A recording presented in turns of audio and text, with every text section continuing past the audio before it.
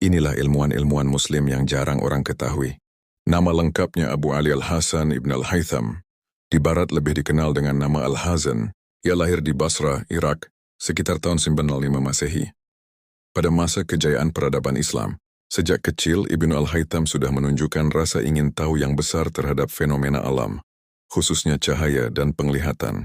Rasa ingin tahunya inilah yang membuatnya kelak dikenal sebagai Bapak Optik Modern. Pada masanya, banyak ilmuwan Yunani kuno seperti Ptolemy dan Euclid yang berpendapat bahwa mata manusia mengeluarkan sinar untuk melihat benda. Ibn al-Haytham menolak pandangan itu. Ia melakukan serangkaian eksperimen dengan cahaya, cermin, dan lensa untuk membuktikan bahwa penglihatan terjadi karena cahaya dari luar masuk ke mata, bukan sebaliknya. Penemuannya ini menjadi dasar teori penglihatan yang dipakai hingga sekarang. Salah satu karyanya yang paling monumental adalah Kitab Al-Manazir, buku optik, yang ditulis sekitar tahun 1021 Masehi. Buku ini terdiri dari 7 jilid dan membahas detail tentang cahaya, bayangan, refleksi, pembiasan, serta cara kerja mata. Metode yang ia gunakan sangat berbeda dengan tradisi filsafat Yunani yang hanya mengandalkan logika. Ibn al-Haytham menekankan observasi, eksperimen, dan verifikasi, menjadikannya sebagai salah satu tokoh awal yang meletakkan dasar metode ilmiah modern. Bahkan beberapa sejarawan menyebutnya sebagai ilmuwan sejati pertama. Selain optik, ia juga menulis tentang astronomi, matematika, mekanika, dan kedokteran. Jumlah karyanya mencapai lebih dari 200 buku dan risalah ilmiah. Sayangnya, banyak di antaranya yang hilang.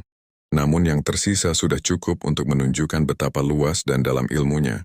Kisah hidup Ibn al-Haytham juga penuh lika-liku. Pada masa pemerintahan Khalifah Al-Hakim di Mesir, ia diminta untuk membangun proyek besar mengendalikan aliran Sungai Nil agar tidak banjir. Namun setelah meneliti, ia menyadari proyek itu mustahil dilakukan dengan teknologi waktu itu. Takut dihukum, ia berpura-pura gila agar tidak dieksekusi. Lalu dipenjara beberapa tahun. Anehnya, masa penjara itu justru ia manfaatkan untuk menulis dan meneliti dengan lebih fokus. Setelah dibebaskan, ia melanjutkan hidupnya dengan penuh produktivitas ilmiah. Pengaruh Ibn al-Haytham sangat besar. Tidak hanya di dunia Islam tetapi juga di Eropa. Karya Kitab Al-Manazir diterjemahkan ke bahasa Latin dengan judul De Aspectibus pada abad ke-12 dan menjadi rujukan penting bagi ilmuwan barat seperti Roger Bacon, Kepler, bahkan sampai Newton. Melalui karyanya, Eropa bisa mengenal metode eksperimen yang kelak menjadi pondasi revolusi ilmiah. Salah satu eksperimen terkenalnya adalah tentang kamera obscura atau lubang kecil yang memproyeksikan bayangan terbalik dari luar ke dalam ruangan gelap. Prinsip ini kelak menjadi dasar